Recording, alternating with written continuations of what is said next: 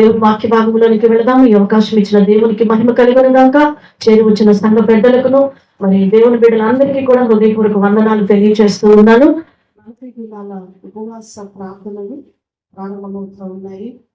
మరి ఈ 40 దినాల ఉపవాస ప్రార్థన మనము మన జీవితంలో దేవుని సన్నిధిలో మనము అనేక విషయాల కొరకు మనము ప్రార్థన చేసుకోబోతూ ఉన్నాము. మరి కుటుంబ పరంగా ప్రతి కుటుంబంలో కూడా ఎన్నో ఆటంకాలు, ఎన్నో అభ్యంతరాలు, విడుదల లేనటువంటి జీవితాలు ఎన్నో మనం చూస్తూ ఉంటూ ఉన్నాం కదా.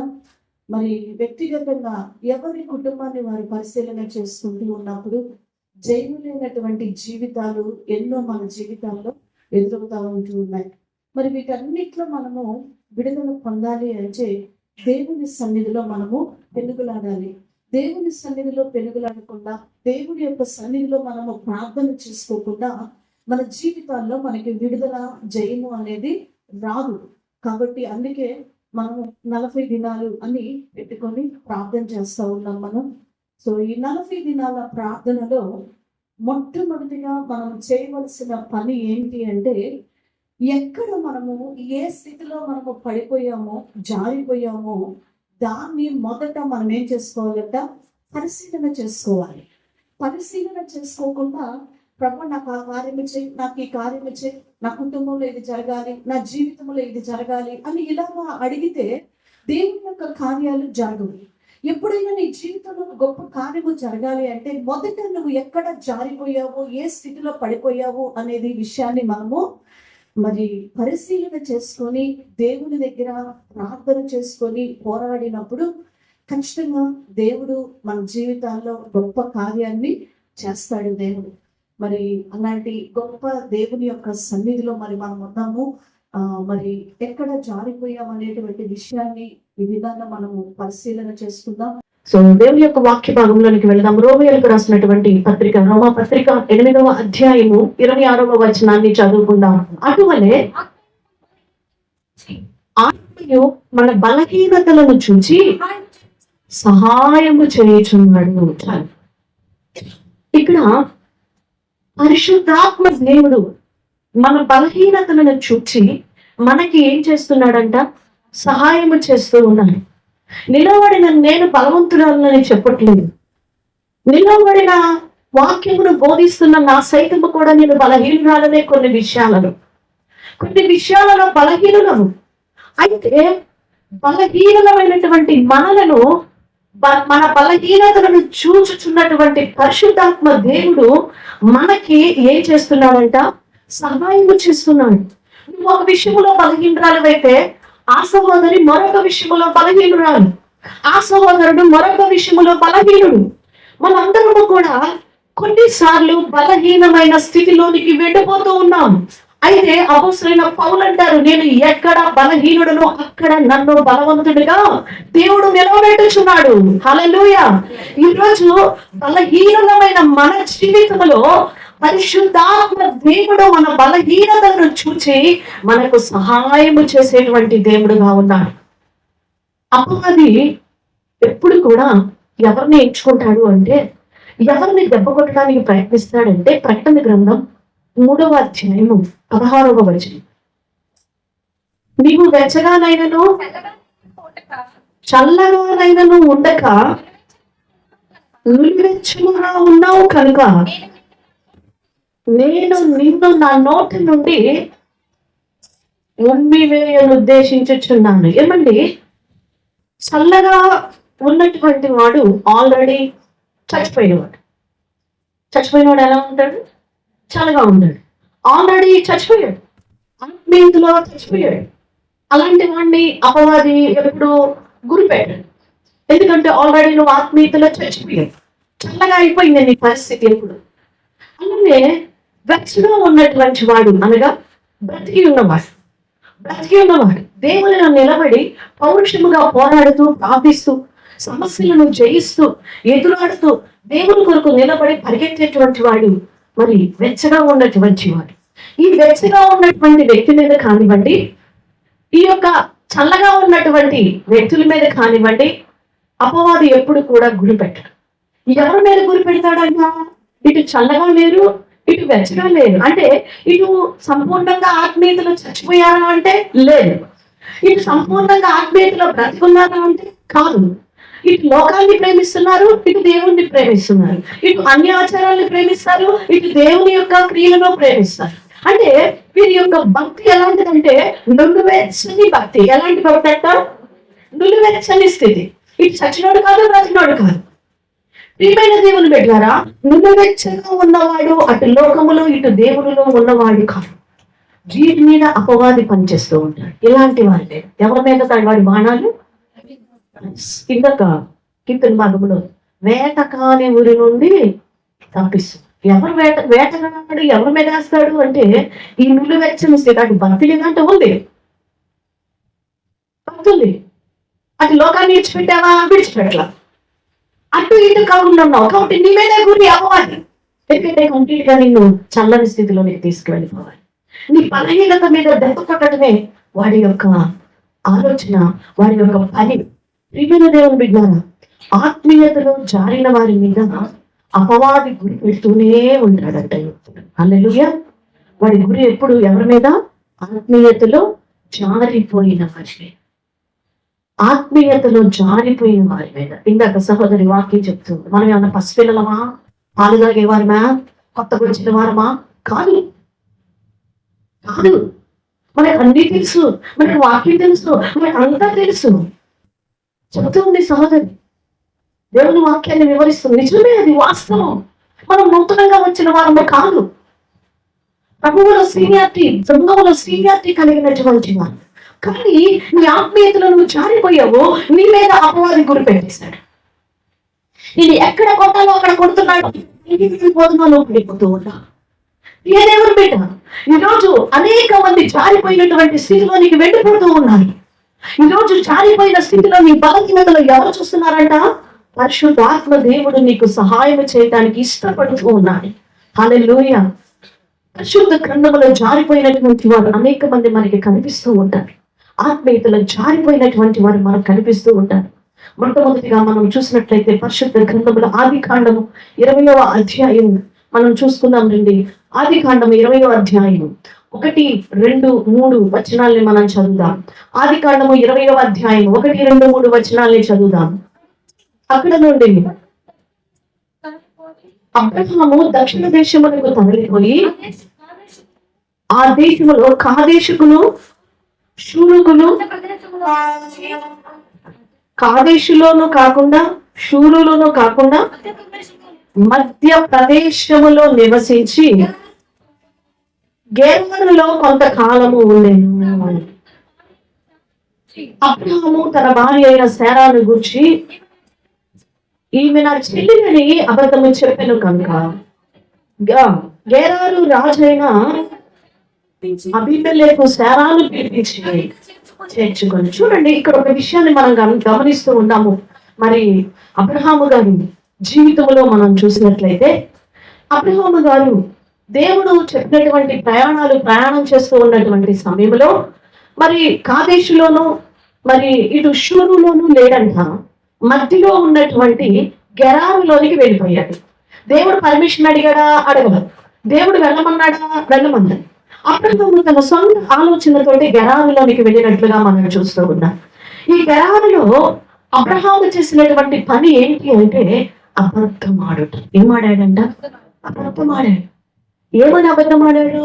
తన భార్య అయిన శారాని ఏమని పరిచయం చేస్తున్నాడు? చెల్లెలు అని పరిచయం చేస్తూ ఉన్నాడు. నా చెల్లెలు అని పరిచయం చేస్తున్నాడు. ఏంటి ఈ గెరారు అనుభవం అని మనం చూస్తే, గెరారు అనగా జారిపోయినటువంటి జీవితం. ఏంటంటే గెరారు అంటే అర్థము జారిపోయిన జీవితం అని అర్థం. అబ్రహాము ఆత్మీయ జీవితం జారిపోయింది. ఈ గెరారు అనుభవంలోనికి వచ్చిన తర్వాత ఆత్మీయ జీవితంలో జారిపోయినటువంటి అబ్రహామును మనం చూస్తూ ఉన్నాం. దేవుని చిత్తములో లేనటువంటి అబ్రహాము, దేవుని యొక్క ప్రణాళికలో లేనటువంటి అబ్రహాము లేకుండా ఇటు కాదేశంలో లేడు, ఇటు షూరులో లేడు. అనగా మన భాషలో చెప్పుకోవాలంటే ఇటు వెచ్చగా లేడు, ఇటు చల్లగా లేడు. ఏ స్థితిలోనికి వెళ్ళిపోయాడంట? గెరారులోనికి వెళ్ళిపోయినట్లుగా మనం చూస్తూ ఉంటాం. జారిపోయిన అనుభవంలోనికి వెళ్ళిపోయాడు. ఈ రోజు ఆత్మీయతలో నువ్వు కూడా జారిపోయిన అనుభవంలోనికి వెళ్ళిపోతున్నావు. దేవుడిలో మంట లేదు నీ జీవితంలో. ప్రియ సహోదరి, అబ్రహాము వలె నువ్వు పిలువబడ్డావు. అబ్రహాము వలె దేవుడు నిన్ను ఎన్నుకున్నాడు. అబ్రహాము వలె అన్ని జనాంగముల నుంచి దేవుడు నిన్ను ఏర్పరచుకొని ఆయన స్వరక్తం ఇచ్చి నిన్ను కడిగి శుద్ధిని చేశాడు. నీ కొరకు తన ప్రాణాన్ని పెంచాడు. తండ్రైన దేవుడు తన కుమారుని సైతం నీకు ఇచ్చేసాడు. అలాంటి నీవు ఈరోజు ఆత్మీయతలో జారిపోయి గెరారు అనుభవంలోనికి వెళ్ళిపోయావు. నీ సొంతగా జారిపోయావు అంటున్నాడు దేవుడు. ఆత్మీయతలో నువ్వు జారిపోయావు. ఒక ప్రార్థన లేదు, ఒక పరిచర్య లేదు, ఒక మంట లేదు, దేవుని కొరకు ఒక తపన లేదు. జాగు చేయక నేను పరిగెత్తుతున్నానని కీర్తనాకారుడు అన్నట్లుగా నువ్వు జాగు చేయక దేవుని కొరకు వేగంగా పరిగెత్తలేకపోతున్నావు. చల్లబడిపోతున్నావు, నులివెచ్చని స్థితికి వెళ్ళిపోతున్నావు. ఆ నులివెచ్చని స్థితిలో చేసిన పొరపాటు తన భార్యను ఏమని పరిచయం చేస్తున్నాడు? చెల్లి. మరి చెల్లి అన్నప్పుడు పక్కన పురుషుడు లైన్ వేస్తాడుగా, మన భాషలో మాట్లాడుకుందాం, వేస్తాడుగా. బాగున్న అమ్మాయి, అందులో చాలా చాలా అందగత్త అంట, చాలా అందగత్త. ఆమె అంత అందగత్త లేదంట, అంత అందంగా ఉండిద్దంట శార. అలాంటి శారాన్ని చూసి రాజు సైతం పడిపోయాడు. ఏ రాజు? గెరారు రాజు అబీమెలెకు సైతం పడిపోయాడు ఆమె చూసి. అంత అందంగా ఉంటది ఆమె. తీసుకొచ్చి ఇంట్లో పెట్టించుకున్నాడు. ఎక్కడ పెట్టించుకున్నాడండి? ఇంట్లో పెట్టించుకున్నాడు. ప్రియమైన దేవుని బిడ్డలారా, ఈరోజు మనం అందరం ఆత్మీయతలో జారిపోతున్నాం అంటూ ఉంటాడు. బహుశా సేవ మనసులో దేవుణ్ణి ప్రార్థించి ఉండొచ్చండి. సేవ, దేవా ఏంటి నా భర్త ఇలా చెప్పేశాడేంటి, అక్కడ మాట్లాడలేకపోతుంది, ఏంటండి ఇలా చెప్తారు అని చెప్పలేకపోతుంది. ఆత్మలో ఏం చేసి ఉండొచ్చండి? ప్రార్థన. దేవుడు ఆమె ప్రార్థన విన్నాడు. ఈరోజు నీ ఆత్మీయతలు, నీ బలహీనతలు కృప చూపేటువంటి వాడు పరిశుద్ధాత్మ దేవుడు. ఎప్పుడు నీ బలహీనతలో కృప చూపుతాడో తెలుసా? అబ్రహాముకి ఒకవేళ అబద్ధం ఆడినాడు గెరారు. ఈ జారిపోయిన స్థితిలో నువ్వే పాపం చేస్తున్నావు, నువ్వే ఎలాంటి స్థితిలోనికి వెళ్ళిపోయావు, నువ్వే తప్పుడు పనులు చేస్తున్నావు, నువ్వే చెడ్డ చూపులు చూస్తున్నావు. జారిపోయిన అనుభవంలో దేవునికి వ్యతిరేకంగా నువ్వు ఎలా ప్రవర్తిస్తున్నావో నాకు తెలియదు. అయితే ప్రార్థించే అనుభవంలో నువ్వు ఉండాలని దేవుడు కోరుకుంటూ ఉన్నాడు. శారా ప్రార్థించిందండి. శారా దేవుని దగ్గర మొదలుపెట్టుకున్నది. అందుకే దేవుడు ఆమెను ఏం చేసుకున్నాడంట? జ్ఞాపకము చేసుకున్నట్లుగా మనం చూస్తున్నాం. అయినను రాత్రి వేళ దేవుడు స్వప్నమందు అబీమెలెకు రాజు యొద్దకు వచ్చి, నీ ఇంట చేర్చుకొనినటువంటి స్త్రీ పురుషునికి భార్య కనుక ఆమె నిమిత్తము నువ్వు తాకితే సచ్చినోడు సుమ జాగ్రత్త, జాగ్రత్త, నువ్వు చచ్చిపోతావు జాగ్రత్త. ఆమె ఒక పురుషుడికి భార్య. దేవుని ఆత్మ తానే మన బలహీనతని చూచి మనకేం చేస్తున్నాడంట? సహాయం. అబ్రహాము బలహీనుడు అయిపోయాడు గెరారులో. చనిపోయిన జీవితం వల్ల బలహీనత వచ్చేసింది అబ్రహాము జీవితంలో. ఆ బలహీనతలో అబద్ధం చెప్పేస్తూ ఉన్నాడు. తన ప్రాణాన్ని కాపాడుకోవడానికి అబద్ధం చెప్పేస్తున్నాడు. ఈరోజు ఎంతమంది గెరారు జారిపోయిన అనుభవంలో మేము మా పిల్లల్ని పోషించుకోవద్దా, మా కుటుంబాన్ని కట్టుకోవద్దా అని జారిపోయిన గెరారు అనుభవంలో బలహీనులైపోయి సంపాదనను ప్రేమించి పరిగెత్తుతూ ఉన్నారు. ఈ రోజు వరకు దేవుని మందిరాన్ని చూచిన వారు కాదు, ఈ రోజు వరకు దేవుని సన్నిధిలో ప్రార్థించిన వారు కాదు.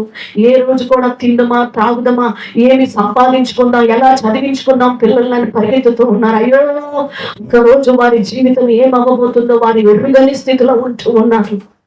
తెలుసు, వారికి తెలుసు, పాతాళం ఎదురు చూస్తుందని తెలుసు. అట్టి వారి కొరకు స్పాయిల్ అయిపోతుందని తెలుసు వారి జీవితాల్లో. అయితే వారి బ్రతుకులు ఎలాగో ఉన్నాయో చూడండి, మార్చుకోలేకపోతున్నారు ప్రార్థన ద్వారా. చాలా మంది స్త్రీలు అంటారు, మా పురుషుడు భయంకరమైన వాడు, అలాంటి వాడు, ఇలాంటి వాడు, బతకడం వేస్ట్, చావడం వేస్ట్ అంటూ ఉంటారు చాలా మంది. నా భార్య అలాంటిది ఇలాంటిది అంటూ ఉంటారు. ప్రియదేవుని బిడ్డలారా, ప్రార్థన ద్వారా కార్యాలు జరుగుతాయి అని దేవుడు సెలవిస్తున్నారు. ప్రార్థనకు అసాధ్యమైనది లేదు. ఒక సహోదరి దేవుని నమ్ముకున్నది, అయితే వివాహమైంది, తల్లిదండ్రులకు లోబడి తప్పనిసరి పరిస్థితుల్లో పెళ్లి చేసుకుంది. అయితే ఇంట్లో ఆ వివాహమైన తర్వాత గృహంలో కూర్చొని తన రూమ్లో ప్రార్థన చేసుకుంటూ ఉన్నది. ప్రార్థన చేసుకుంటుంటే ఆ భర్త చూసినాడు, మా కులం ఏంటో తెలుసా, మా మొత్తం ఏంటో తెలుసా, నువ్వు నా ప్రార్థన చేయడానికి వీలు లేదు. అది ఒకప్పుడు నీ జీవితం ఏమో విడిచిపెట్టు అన్నాడు. ఆమె వెంటనే భర్త మాటకి లోబడింది. వెంటనే తిట్టలా, దూషించిన నన్ను ప్రార్థన చేసుకోలేక ఇట్లాంటోడు వీడి సావు అందరికీ సావతో వీడికి రావట్లేదు. ఇలాంటి మాటలు, ఇలాంటి శాపాలు పెడుతూ ఉంటారు భార్య, శపిస్తుంటారు తల్లిదండ్రులు. జాగ్రత్త. తల్లిదండ్రులు చచ్చిపోవాలని కోరుకునే పిల్లలు మీరు యూట్యూబ్ చూస్తే, ఆ కుటుంబాలను కట్టినటువంటి చూస్తే ఎంత మంది కనిపిస్తారు. పబ్లిక్గా చెప్పేస్తున్నారు ఆ బతకడం వేస్ట్ అండి, ఆమె చచ్చిపోవడం లేదు. ఎందుకండి ఈ తల్లిదండ్రులు ఇద్దరు మళ్ళీ వాళ్ళ కోట్ల ఆస్తి రూపాయలు మాత్రం కావాలంటే. ముగ్గురు ఉన్నారండి మగపిల్లలు. నేను మొన్నే చూసాను, 3 మగపిల్లలు. వాడు సంపాదించిన కోట్ల ఆస్తి రూపాయలు మాత్రం కావాలంట. వాళ్ళు ఇద్దరు మాత్రం బతకడం వేస్ట్. ఎవరిద్దరు? తల్లిదండ్రులు. ఎంత దుర్మార్గంగా ఉన్నారో చూడండి. అయితే ఆ సహోదరి ఎక్కడ ప్రార్థన చేసుకుని ఆత్మ ప్రేరేపించినప్పుడల్లా ఆ కుటుంబానికి లోబడి, ఆ పరిస్థితులకి లోబడి బాత్రూమ్కి వెళ్ళిపోయి చేసుకుంటుందంట. ట్యాప్ తిప్పేస్తుంది, షీక్ ఓపెన్ చేస్తున్నది, షవర్ ఓపెన్ చేసేసి ప్రార్థన చేస్తూ ఉంది. అట్లా కొంతకాలం ప్రార్థన చేసుకుంటూ ఉన్నదంట. ఒకరోజు ఆ ప్రార్థన బాత్రూంలోకి వెళ్ళి ఏడుస్తున్న ఆ ప్రార్థన పక్కకి వెళ్ళిపడింది. వెళ్ళిపోయినప్పుడు ఆ భర్త ఒకరోజు ఆమెను పిలిచి అంటున్నాడంట, ఇక నుంచి నువ్వు బాత్రూమ్ ప్రార్థన చేసుకోవడానికి వీలు లేదు, మా బెడ్రూమ్ లో ప్రార్థన చేసుకో. హల్లెలూయా. ఆమె చాలా ఆనందించింది. చక్కగా ఆ బెడ్రూమ్ లో చిన్నగా ప్రార్థన చేసుకోవటం ఆపకుండా ఏడవటం, దేవుడి దగ్గర కన్నీరు కార్చడం ప్రారంభించి ఒకరోజు వీధిలో సువార్త ప్రార్థన అనిపిస్తుంది. అయ్యా ఆ ప్రార్థనకి నేను వచ్చాను, ప్రార్థనకి ఎంత వెళ్ళు అన్నాడట. ఆ రోజు ఆ ప్రార్థన కోరిక వచ్చిందట. దినాలు గడిచినాక ఆ వీధిలో ప్రార్థన పెట్టిన సేవకుడు మందిరం కొంచెం దగ్గరలోనే ఉందంట. అయ్యా పర్మిషన్ ఇస్తే ఆదివారం ఆరాధనకి వెళ్తాను, ఆదివారం ఆరాధనకి వెళ్తావా, నేను కూడా వస్తాను. భార్య ఏది పొందుతాను. హల్లెలూయా. మీ భర్తలందరూ మీతో వచ్చింది కాక ఆమె, మీ భార్యలందరూ మీకు ప్రార్థించే మరిగా ఉండరు కాక ఆమె. దేవుని మీద ఆ ప్రార్థన జీవితం అనుభవంలో నుంచి నీ కుటుంబాన్ని లేవనెత్తుతుంది. ఆ జారిపోయిన స్థితి నుంచి నీ కుటుంబాన్ని లేవనెత్తుతుంది. హల్లెలూయా. నువ్వు ప్రార్థన చేయవు, నువ్వు ఏడవు. ఒకళ్ళకి తప్పు చేస్తే నువ్వు 10 తప్పులు చేస్తావు. నీ భర్త ఒక మాట అంటే నువ్వు 10 మాట్లాడతావు. ఎక్కడ మన కుటుంబాలు మారుతాయి? ఈరోజు ఆ కెరాలు అనుభవంలో నుంచి నువ్వు ఎలా బయటకు వస్తావు? ఆ జారిపోయిన స్థితిలో నుంచి నువ్వు రావాలి అంటే పెట్టే అనుభవంలో నీ జీవితంలో ఉండాలి. సామెతకారుడు అంటాడు 28వ అధ్యాయం 13వ వచనంలో ఏమంటున్నాడు? అతిక్రమములు దాచిపెట్టువాడు వర్ధిల్లడు, వాటిని ఒప్పుకొని విడిచిపెట్టువాడు కనికరము పొందుతాడు. ఈరోజు ఆత్మ నీ బలహీనతలో నీకు సహాయం చేయడానికి నీకోసం వేకు వచ్చి అమ్మను వచ్చి తలుపు కొడుతున్నాడు. తెల్లవారుజాము 5 అయ్యింది లే, ప్రార్థనలో లే. నీకు చేత కావట్లా ప్రార్థన చేసుకోవటం, ఒంటరిగా నీ వల్ల కావట్లేదు, లేవు, ఏకీభవించు. ఆత్మ సహాయం చేస్తున్నాడు నీకు గెరారు అనుభవంలో నుంచి నేను బయటికి తీయటానికి. మనము అవసరం లేదు ప్రభావాన్ని పడుకుంటున్నావు. ఆత్మని బలహీనతలో నీకు బలాన్ని ఇవ్వడానికి రోజు శనివారం ప్రార్థనకి వెళ్ళాం. కొంచెం ప్రార్థన చేయి, మనుషులందరి కొరకు, రాజుల కొరకు మొరపెట్టు అని అంటున్నాడు. లేదు ప్రభా, నాకెంత పని ఉంది, ఇప్పుడే పని నుంచి వచ్చాను చెప్తున్నాం. మనం లేదేమని పెట్టా.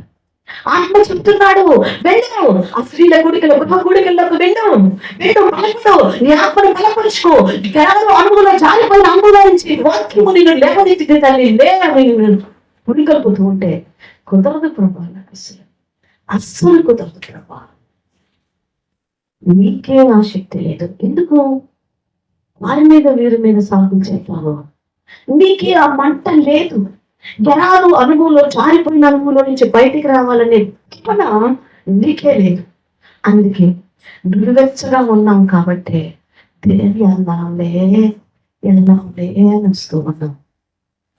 ఏదేమిటంట అబ్రహాము చెప్పలేని మాట ఎవరు చెప్పాడంట? దేవుడే అభిమేలెకు. ఎస్, ఈరోజు నీ బలహీనతలో దేవుడే నీకు సహాయం చేస్తాడు. హల్లెలూయా.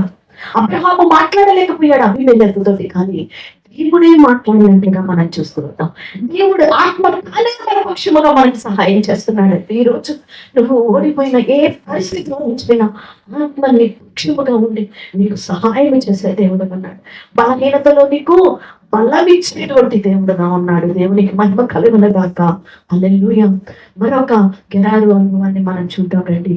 ఆది కాలంలో మనం చూసుకున్నట్లయితే 26వ అధ్యాయంలో 1వ వచనాన్ని మనం గమనించినట్లయితే ఇక్కడ ఒక మాట మనం చదువుకుందాం. కాక అబ్రహాము దినములలో మొదట వచ్చిన కరువు కాక ఒక కరువు ఆ దేశంలో వచ్చిన. అప్పుడు ఇస్సాకు గెరారులో ఫిలిష్తీయుల రాజైన అబీమెలెకు వద్దకు వెళ్ళింది.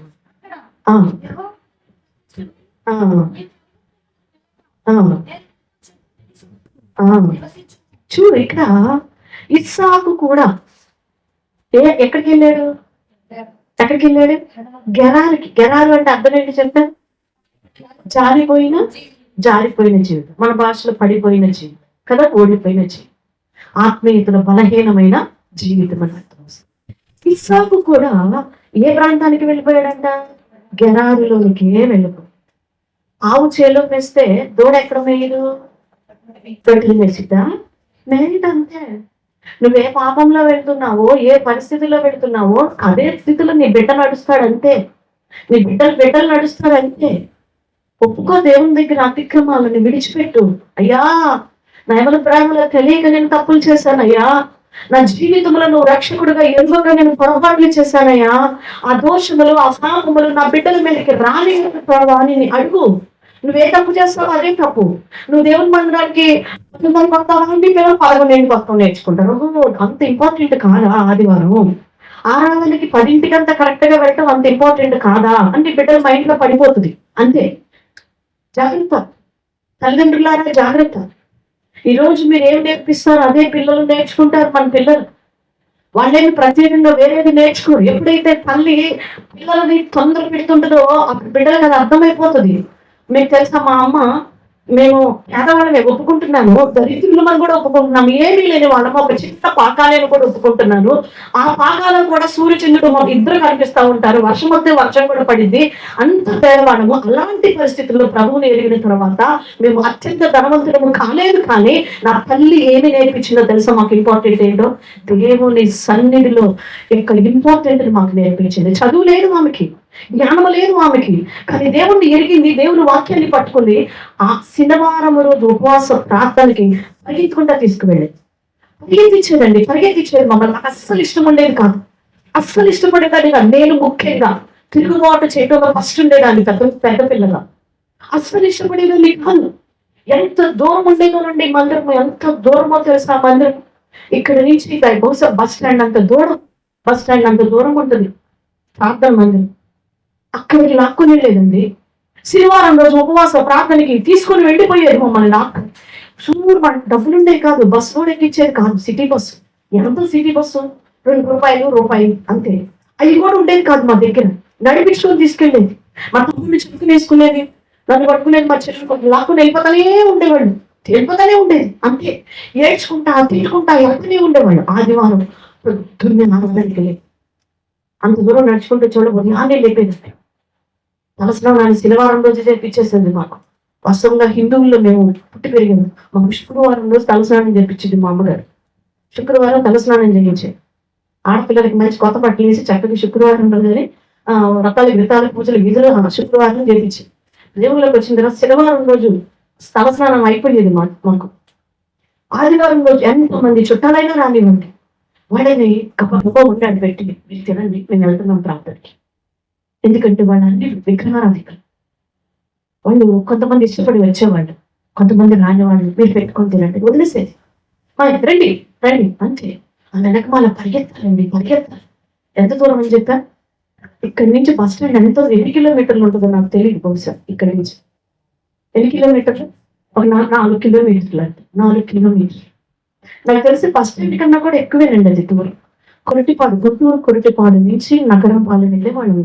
నగరంపాలెం అంత దూరం. దయచేసి 5 కిలోమీటర్లు 6 కిలోమీటర్లు ఉంటుంది. దేవుని బిడ్డ ఉదయం తీసుకెళ్ళింది, మళ్ళీ వదిలేసేదా? ఆహా.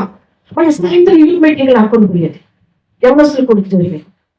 మళ్ళీ వెళ్ళేవాళ్ళం నడుచుకుంటా. అది అయిపోయాక సాయంత్రం ఆరాధన చూపించేది అక్కడి నుంచి. ఆ ఆరాధన అయిపోయిన తర్వాత ఈడ్చుకుంటూ వచ్చేవాళ్ళం. ఇంటికి వచ్చేసరికి కారం అన్నం ఉండేది ఇంట్లో, ఏముండే కాదు మా ఇంట్లో. కొంచెం మంచిగా అంత కారం. కానీ నా తల్లి క్రమము నేర్పేది. దేవుడు సన్నిధి విలువైంది. దేవుడు ఉన్నా లేకపోయినా కూడా ఈడ్చుకునేది.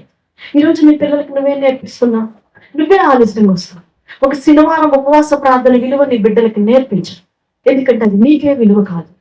ఒక బైబిల్ స్టడీ గురించి నేర్చుకోవాలని నేర్పించు, వేరే వేరే స్టడీస్ చేయమని పిల్లలకు నేర్పిస్తాను.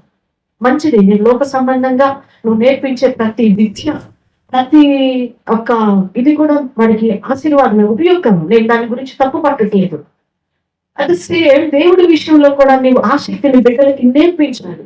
నువ్వే జాబ్ చేస్తావు, నువ్వే ఇది చేస్తావు, నువ్వే నిర్లక్ష్యంగా ఉంటావు, నువ్వే విలువ ఇవ్వు, నువ్వే దేవుడి సన్నిధికి అది విలువైనదని ఇంపార్టెంట్ ఇవ్వవు. నువ్వే ఏదో వారమంతట్లో 1 గంట దేవుడి సన్నిధిలో 1 గంట అన్నాడు, అంతకంటే లేదు. ఎలాగా నీ జీవితంలో ఈ గెరారు అనుభవంలో నుంచి వస్తావు నువ్వు బయటికి? జరిగిపోయిన అనుభవంలో నుంచి నువ్వు బయటికి రావాలని దేవుడు కోరుకుంటున్నాను. ఇస్సాకు తండ్రి చేసిన తప్పే ఎవరు చేస్తున్నారంట? ఇస్సాకు చేస్తున్నాడు. ఇస్సాకు చేస్తున్నాడు. రేపు నీ బిడ్డలు కూడా అదే బాటలో వెళ్ళిపోతాయి. జాగ్రత్త సుమ. ఎలాగున్నావు? అయితే ఇక్కడ మనం చూస్తూ ఉన్నాం, ఫిలిప్పీయులకు రాసిన పత్రిక 4వ అధ్యాయం 15వ వచనాన్ని చెప్పుకుందాం. మన ప్రధాన యాజకుడు మన బలహీనతల యందు మనతో సహానుభవం లేనివాడు కాదు, కానీ సమస్త విషయములలో మన వలె శోధింపబడిన పాపము లేనివాడిగా ఉన్నాడంట. హల్లెలూయా. మన దేవుడు మనతో పాటు శోధింపబడ్డాడు. ఆయనకి శోధనలు వచ్చినాయి, కానీ జారిపోలే. దేవుడు నిలబడ్డాడు. ఆయన కూడా శరీరం మనలానే బాధ ఉంది, నొప్పి ఉంది, ఆకలి ఉంది, నిద్ర ఉంది, అన్నీ ఉన్నాయి. ఆ శరీరంతో ఎన్నో శోధనలను జయించాడు. ఆయనకి లేవా? బోలెడన్ని శోధనలు యేసుక్రీస్తు ప్రభువుకి వచ్చినాయండి. ఎన్ని జయించినాడు. మనతో పాటు సహానుభవం కలిగిన వాడు ఈరోజు జయించి చూపించాడు. ఈరోజు నువ్వు జయించాలి. ప్రియమైన దేవుని బిడ్డలారా, గెరారులో ఎంత దేవుని యొక్క సన్నిధిలో ఎంత పోరాడాడో అక్కడ ఇస్సాకు మనం చూస్తూ ఉంటాం. ఆ ఫిలిప్పీయులు వచ్చి మన్ను పోసి ఆ బావుల్ని ఏం చేస్తూ వచ్చారంట? పూర్తి చేస్తూ వస్తున్నాడు. ఈరోజు జారిపోయిన అనుభవంలో నష్టాన్ని తెచ్చుకుంటావు, నష్టాన్ని నువ్వే తెచ్చుకుంటావు. జాగ్రత్త. అయితే ఎప్పుడైతే దేవుని సన్నిధిలో ఇస్సాకు కూడా ప్రార్థిస్తూ వచ్చాడు, ఇస్సాకు మౌనంగా దేవునికి తన సమస్యను అప్పగించుకున్నాడు, 100 ఫలాన్ని పొందాడంట. హల్లెలూయా. విత్తనము వేసి ఎంత పొందాడంట? 100 ఫలం పొందినట్లుగా మనం చూస్తున్నాం. అంటే ఆ గెరారు అనుభవంలో నుంచి దేవుడు ఇస్సాకుని ఏం చేశాడు?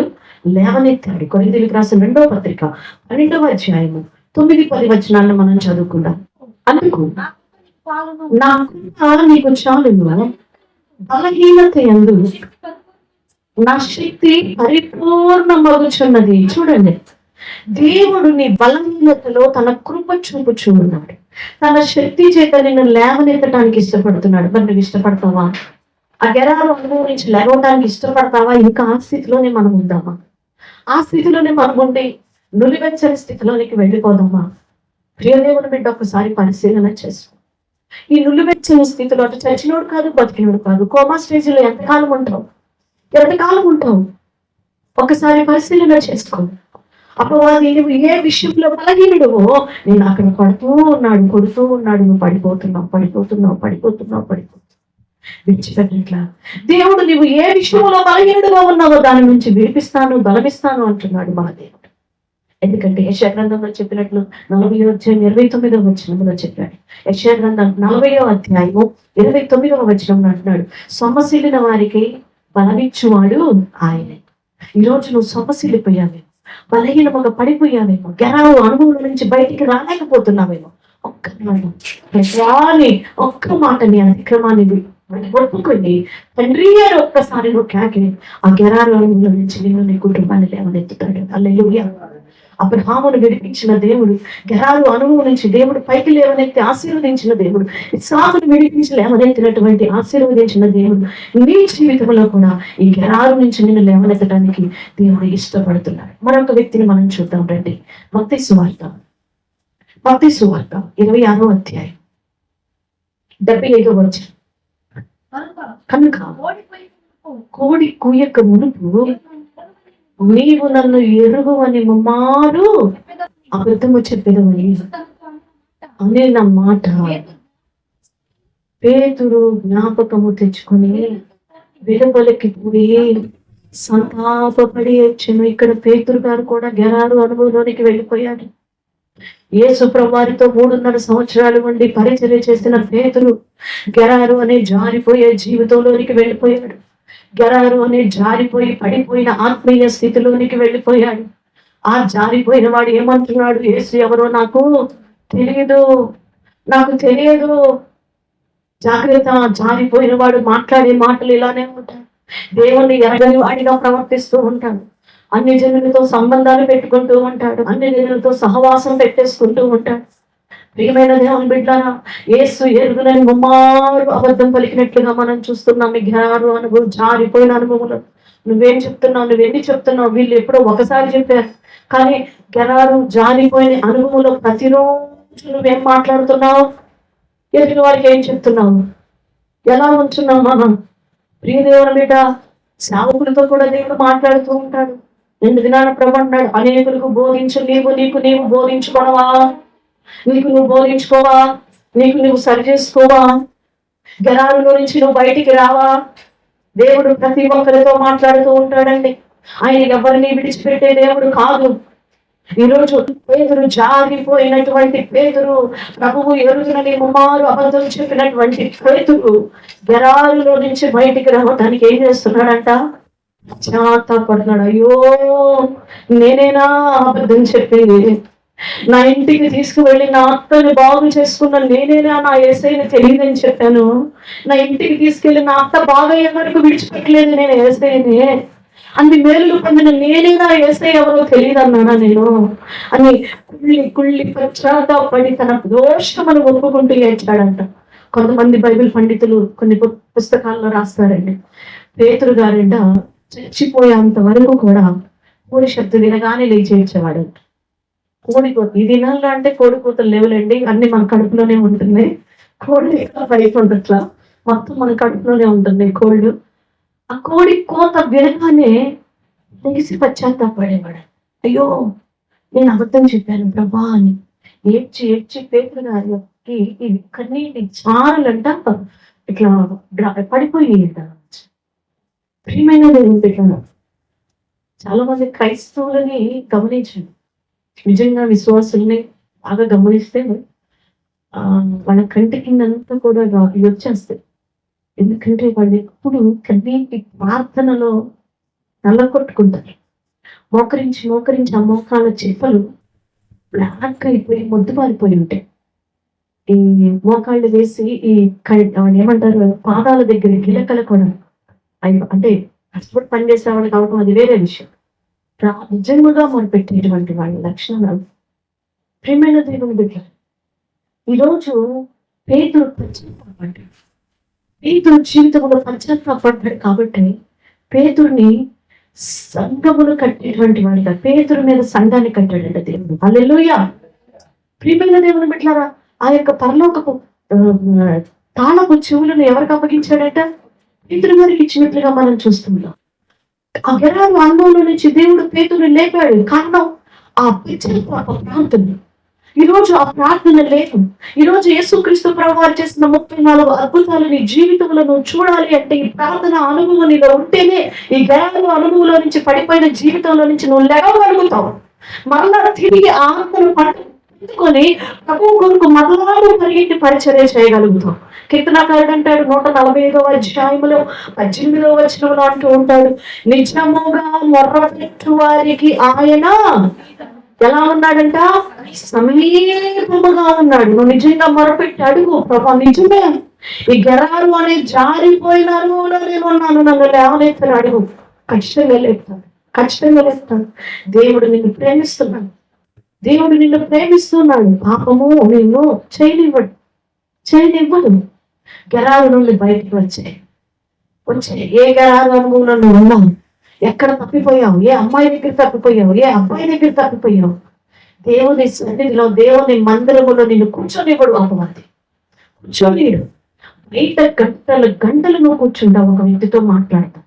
ఎక్కడైనా దేవుని సన్నిధిలో కూర్చో, ఏదో ఒకటి గుర్తు చేస్తానే ఉంటాడు.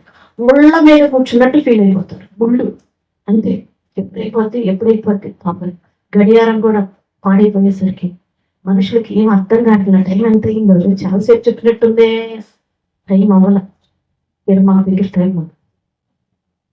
ప్రియదేవుని బిడ్డలారా, కొరింథీయులకు రాసిన పత్రిక 11వ అధ్యాయం 29వ వచనాన్ని చదువుకున్నాం. కొరింథీయులకు రాసిన 2వ పత్రిక 11వ అధ్యాయం 29వ వచనం. ఎవడైనను బలహీనుడాయన, నేనును బలహీనుడను కానా? ఎవడైనను తుట్టపడినా నాకు మంట కలగదా? పౌలు అంటున్నాడు. ఎవరైనా బలహీనుడా? నేను కూడా బలహీనుడే. పౌలు అంటున్నాడు. ఎవరు తొట్టుపడ్డారా? మరి మేము చూస్తా ఊరుకుంటామా? చూడండి, అందుకే పౌలు అన్నాడు, నేను ఎక్కడ బలహీనుడను అక్కడ బలవంతుడు. ఎందుకంటే దేవుని కృపను పొందుకుంటున్నాడు. పడిపోయినా లేక జారిపోయిన ప్రతిసారి ఆ గెరాల్లోనే జీవించాలని ఇష్టపడలేదు, కానీ లేవటానికి వాళ్ళు ప్రయత్నించారు. పడిపోయిన దగ్గర నుంచి లేవటానికి ఇష్టపడతారు. అది వదిలిపెట్టి రావడానికి ఇష్టపడట్లేదు. నీ జీవితం మరొక వ్యక్తిని పరిచయం చేసి, ఆ గెరారు అనుభవంలో ఉన్న ఒక్క వ్యక్తిని పరిచయం చేసి ముగింపులు అంటున్నాడు. అపొస్తలుల కార్యాల గ్రంథం 1వ అధ్యాయం 25వ వచనం. తన చోటికి పోవుటకు యూదా పోగొట్టుకున్న ఈ పరిచర్య. చూడండి, ఇక్కడ ఇస్కరియోతు యూదాని మనం చూస్తూ ఉన్నాం. 3.5 సంవత్సరాలు యేసుక్రీస్తు ప్రభువారితో పాటు నడిచాడు. ప్రభువారితో పాటు తిన్నాడు, పడుకున్నాడు, అద్భుతాలు చూశాడు, ఆశ్చర్యకార్యాలు చూశాడు. కానీ ఏమైపోయాడంట? తప్పిపోయాడు. ఏ అనుభవంలోకి వెళ్ళాడు? గెరారు అనే తప్పిపోయినాడు. ఏంటి తప్పిపోయింది? డబ్బు, ధనాపేక్ష. యేసుక్రీస్తు ప్రభువారు 38 నాటికి ఏం చేశాడు? అమ్మి వేశాడు. డబ్బు కోసం అమ్మి వేసి తప్పిపోయినటువంటి అయితే యూదా పశ్చాత్తాపడ్డా? ప్రమాణాన్ని క్షమించు, నేను తప్పు చేశాను అని పేతుడిలాగా పశ్చాత్తాపడ్డా? ఆ గెరారులో నుంచి బయటికి రావడానికి ఇష్టపడ్డా? లేదు, ఇష్టపడలా. ప్రియమైన దేవుని బిడ్డలారా, యూదా తప్పిపోయినాడు కానీ పశ్చాత్తాపడలేదు. గెరారులో నుంచి బయటికి రావడానికి ఇష్టపడలేదు. ఆ జారిపోయిన జీవితంలో నుంచి నన్ను లేవనెత్తయ్యా అని అడగలేదు ఇస్కరియోతు యూదా. వెచ్చగా జీవించి తప్పిపోతామేమో నువ్వు కూడా. గెరారులో జీవించి తప్పిపోతున్నావేమో నువ్వు కూడా. జాగ్రత్తగా పరిశీలన చేసుకో. ఇస్కరియోతు యూదా పశ్చాత్తాపడాలి. అబ్రహాము, శారాలు పశ్చాత్తాపడ్డారు, ప్రార్థించారు. ఇస్సాకు ప్రార్థించాడు. ఇస్సాకు కూడా అదే చెప్పాడు కదా. రెక్కను చూసి నా చెల్లెలోని చెప్పాడు. ప్రియదేవుని బిడ్డ, ఈరోజు నీ జీవితాన్ని పరిశీలన చేసుకో. పేతురు గెరారులోనికి వెళ్ళాడు. యేసయ్య ఎవరు నాకు తెలియదు అన్నాడు. అయితే వారందరూ అతిక్రమములను దాచిపెట్టుకోక పశ్చాత్తాపడి ఈ గెరారు అనుభవం నుంచి, జారిపోయిన ఈ దరిద్రపు జీవితం నుంచి, ఈ పాపము నుంచి, ఈ భయంకరమైన బలహీనత నుంచి మమ్మల్ని లేవనెత్తమని అడిగారు. కాబట్టి గెరారు నుంచి వారిని దేవుడు లేవనెత్తాడు. హల్లెలూయా. ఇస్కరియోతు యూదా పశ్చాత్తాపడలా, అడగల దేవుడిని, నేను చేసింది కరెక్ట్ అనుకున్నాడు. నేను ఏదో దేవుడి మీద జారి పడినట్లుగా నటించాడు. వదిలేసి అంటా ఏదో ప్రయత్నించాడు. చూసుకొని చచ్చిపోయాడే కానీ పశ్చాత్తాపడటానికి ఇష్టపడను. ప్రియమైన దేవుని బిడ్డలారా, గెరారులో నుంచి బయటికి రా. నువ్వు పశ్చాత్తాపడితేనే. అయితే ఇస్కరియోతు యూదా జీవితం భయంకరమైనటువంటి శాపాన్ని పొందినట్లుగా మనం చూస్తున్నాం.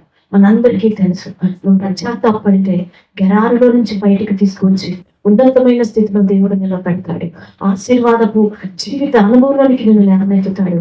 లేదా ఇస్కరియోతు యూదా వలె శాపమైన స్థితిలోనికి వెళ్ళిపోతావు. తప్పిపోయిన కుమారుడు గెరారు అనుభవంలోనికి వెళ్ళిపోయాడు కదా. తప్పిపోయాడు తండ్రి దగ్గర నుంచి. అయితే ఆ స్థితి నుంచి బయటికి వచ్చాడు. తండ్రి నన్ను క్షమించు అన్నాడు. ఆ గెరారు అనుభవంలో నుంచి తప్పిపోయిన కుమారుని లేపి దేవుడు తండ్రి నిలవబెట్టి ప్రశస్తమైన వస్త్రాలు తొడిగి, ఉంగరములు తొడిగి, కాళ్ళకి చెప్పులు తొడిగి మరి అతన్ని చక్కగా ఒక ఉన్నతమైన స్థితిలో కుమారుడి స్థానములో అతన్ని నిలవబెట్టినట్లుగా మనం చూస్తూ ఉన్నాం. ప్రియ దేవుని బిడ్డ, గెరారులో ఉండడానికే ఇష్టపడతావా? జారిపోయిన ఆ పాప జీవితాన్ని ఇంకా విడిచిపెట్టవా? ఇంకా మారవా నీ జీవితంలో? బిడ్డలు పుడుతున్నారు, కుటుంబాలు పెరిగిపోతున్నాయి. దినాలిపోతే నిన్ను చూచిన వారు నిన్ను అవమానించడం ప్రారంభిస్తారు, నిన్ను అసహించుకోవడం ప్రారంభిస్తారు. ఇలాంటి దరిద్రపు జీవితం ఏంటి అని నిన్ను చూసి పాయింట్ చేయడం ప్రారంభిస్తారు. ఇకనైనా నువ్వు విడిచిపెట్టు, గెరారులో నుంచి బయటికి రా. ప్రభువు సన్నిధిలో, ఆయన యొక్క సహవాసములో, వింటలో, ప్రార్థించుటలో, ఆయన వాక్యములో నువ్వు నిలిచి ఉండు. దేవుడు నిన్ను దీవిస్తాడు, దేవుడు నిన్ను ఆశీర్వదిస్తాడు. పరిశుద్ధాత్ముడు మన బలహీనతలో మనకి ఏం చేయాలని కోరుకుంటున్నాడండి? సహాయము చేయడానికి ఇష్టపడుతున్నాడు. నువ్వు ఏ గెరారు అనుభవంలో ఉన్నావో నాకు తెలియదు. జారిపోయిన జీవితం, ఏ జీవితంలో నువ్వు జారిపోయావో, ఏ చుడువల్లో నువ్వు జారిపోయావో, ఎక్కడ నువ్వు జారిపోయావో నాకు తెలియదు. మందిరంలోనే ఉన్నావు కాదంటున్నా, పెద్ద కుమారులాగా విడిచిపెట్టకుండా జాగ్రత్తగానే ఉంటున్నావు. కానీ నీకు తండ్రికి ఏమీ లేదు, పొత్తు లేదు, ఎక్కడ సమాధానము లేదు, ఎక్కడ సంబంధము లేదు. ప్రియ సహోదరి, పరిశీలన చేసుకో. ఈ గెరారు నుంచి బయటకు వస్తావా? ఈ గెరారు అనుభవంలో నుంచి బయటకు వచ్చి ప్రార్థన ద్వారా మరి ప్రభు దగ్గర నుంచి ఆశీర్వాదం నీ కుటుంబానికి అందిస్తావా? లేక ఇస్కరియోతీయ సేవాన్ని అందిస్తావో? పరిశీలన చేసుకుందాం. మోకరించండి, ప్రార్థన చేసుకుందాం. మహాపరిశుద్ధుడా, ప్రేమ కలిగిన మా ప్రియ పరలోకపు తండ్రి, మీ ఘనమైన నామానికి వందనాలు, స్తోత్రాలు చెల్లిస్తూ ఉన్నాం ప్రభా. గెరారు అనుభవము అనగా జారిపోయినటువంటి పరిస్థితిలోనికి, అనుభవంలోనికి మేము ఆత్మీయంగా పడిపోయినటువంటి స్థితిలోనే ఉంచున్నాం ప్రభా. అబ్రహాము గారిని నాయనా జారిపోయిన గెరారు నుంచి లేవనెత్తిన దేవుడివి, ఇస్సాకు గారిని లేవనెత్తినటువంటి దేవుడివి, పేతుర్ని లేవనెత్తిన దేవుడివి. వారు ప్రార్థించున్నారు ప్రభా, వారు ప్రార్థించి మరలా తిరిగి లేచినారు ప్రభా. మేము యూదావలే నాయన అయా తప్పిపోయినటువంటి స్థితిలో, పైకి లెగవలేని స్థితిలో నాయన మేము ఉండకూడదు నా ప్రభా. అయ్యో యూదా మరి తన చోటుకి పోవటానికి తప్పిపోయాడు. ఆ గెరారు నుంచి పైకి లెగవలేకపోయాడు. జారిపోయిన స్థితి నుంచి తన జీవితంలో ఎంతో నష్టాన్ని నాయన తను కొని తెచ్చుకున్నట్లుగా చూస్తూ ఉన్నాం ప్రభా. ఈ 40 దినాల ఉపవాస ప్రార్థనలో మేము జయము చూచినట్లుగా మా యొక్క జీవితాల్లో, మా బ్రతుకుల్లో గెరారు అనే ఈ యొక్క పరిస్థితి నుంచి, జారిపోయిన స్థితి నుంచి మమ్మల్ని లేవనెత్తండి నాయన. మా బ్రతుకుల్లో మేము గొప్ప కార్యాలు చూచినట్లుగా మమ్మల్ని బలపరచండి నా ప్రభా. నాయన మా బ్రతుకుల్లో అద్భుతాలు జరగాలి అంటే ఈ గెరారు నుంచి మేము పైకి లెగవాలి కదా ప్రభా. మాకు సహాయం చేయండి. ఈ 40 దినాలు నాయన పట్టు విడవక నీ సన్నిధిలో ప్రార్థించే కృపను నాయన మాకు అనుగ్రహించమని వేడుకుంటున్నాను. మా బిడ్డలందరినీ ఆశీర్వదించండి, బలపరచండి, ప్రార్థన అనుభవంలో నడిపించమని వేడుకుంటూ ఘనత, మహిమ, ప్రభావములు మీకు ఆరోపించుకుంటూ ఈ దినం నుంచి ప్రారంభిస్తున్న ప్రార్థనలో గొప్ప జయాన్ని బిడ్డలకు అనుగ్రహించండి. ఏ విషయమైతే, ఏ అంశమైతే నాయన బిడ్డలు ప్రార్థన చేస్తూ ఉన్నారో నాయన, ఇదిగో దేవా, మేము ఎక్కడైతే మరి మేము మొరపెట్టుకుంటూ ఉన్నాం అన్ని విషయాల్లో జయాన్ని దయచేసి గొప్ప అద్భుత కార్యము, అభిషేకము జరిగించి నీ నామానికి మహిమ తెచ్చుకోమని యేసు నామములో స్తుతిస్తూ ప్రార్థన చేస్తున్నాం పరమ తండ్రి. ఆమేన్, ఆమేన్, ఆమేన్.